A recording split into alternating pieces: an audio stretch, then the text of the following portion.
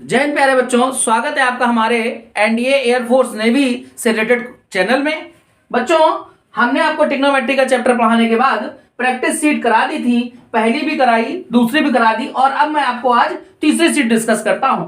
तो ठीक जैसे आपने 2 सीटों को सॉल्व किया, कोशिश करेंगे आप कि हमारे द्वारा दिए गए ये 10 क्वेश्चंस को बेटा आप 3-4 मिनट के अंदर हर हालत में सॉल्व कर लें। तो वीडियो को पॉज करिए और शुरू हो जाइए कॉपी कलम लेकर के।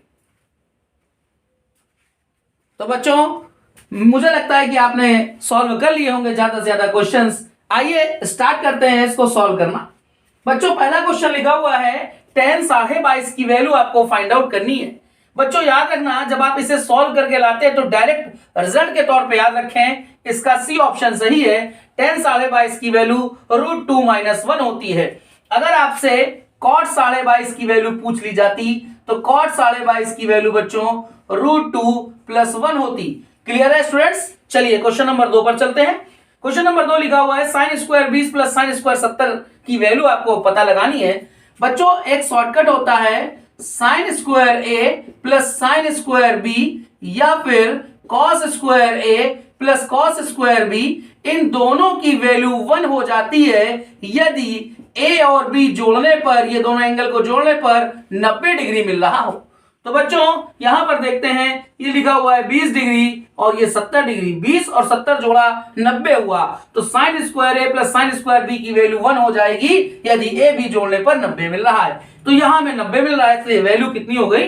1। हमारा बी ऑप्शन सही है। तो बच्चों, तीसरा क्वेश्चन है cos थीटा की रेंज यानी कि इसकी परास, इसकी परिसर, इसका आपको फाइंड आउट करना है।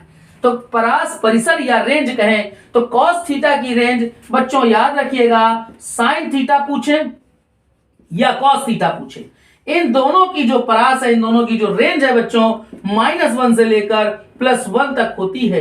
तो -1 से लेकर +1 तक sin पूछे या cos पूछे। तो बच्चों हमारा यहां पर बी ऑप्शन सही है।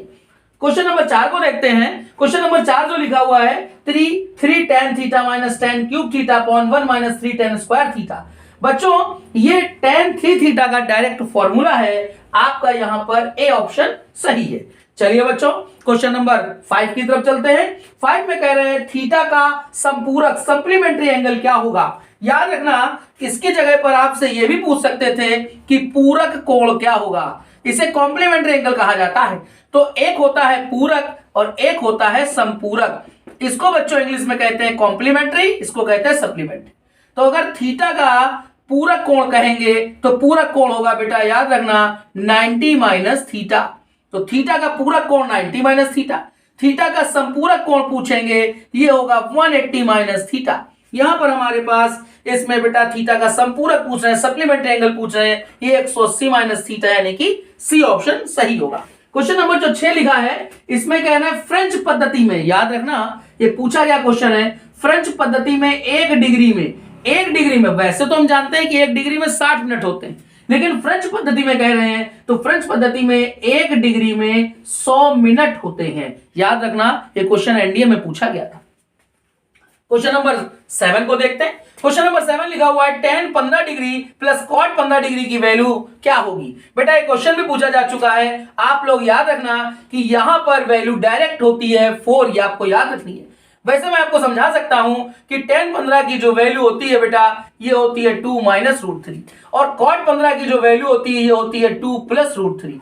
जब आप इन दोनों को जोड़ते हैं तो √3 से √3 कैंसिल, 2 और ये 2, ये मिलकर के 4 हो जाता है। एक बच्चों और याद रखना आप कि अगर हम आपसे यहां पर tan 15 और प्लस cot 15 की जगह ऐसे पूछ देते cot 75 डिग्री + tan 75 डिग्री, आपसे कहते हैं इसकी वैल्यू, तो बच्चों याद रखना इसकी वैल्यू भी 4 ही होती। बच्चों क्वेश्चन नंबर हम 8 की तरफ चलते हैं। इसको देखने से पहले यहां पर मैं इसको रफ कर रहा हूं, फिर मैं क्वेश्चन नंबर 8 डिस्कस करूंगा।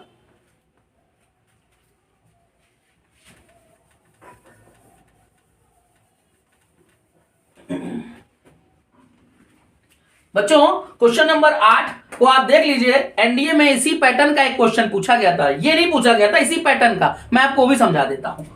बच्चों देखना बेटा, ये हम आपको यहां पर 3 ऐसे फिगर बना देते हैं, जिसमें से पहला फिगर है साइन का, दूसरा है कॉस का और तीसरा है tan का।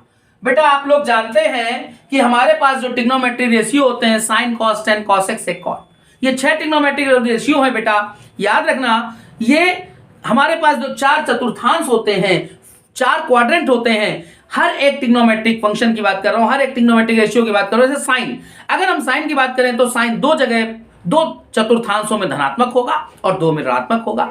ठीक यही बात कॉस पे लागू होती है, यही टेन पर, यही कॉसेक, यही सेक और यही कॉट, सभी पर यही बात लागू होती है कि 2 चतुर्थांशों में धनात्मक मान देते हैं और 2 में ऋणात्मक मान देते हैं। जैसे यहां पर साइन की बात करें तो साइन यहां से यहां तक धनात्मक होता है पहले और दूसरे में। कॉस की बात करें तो कॉस यहां से यहां तक धनात्मक होता है पहले और चौथे में।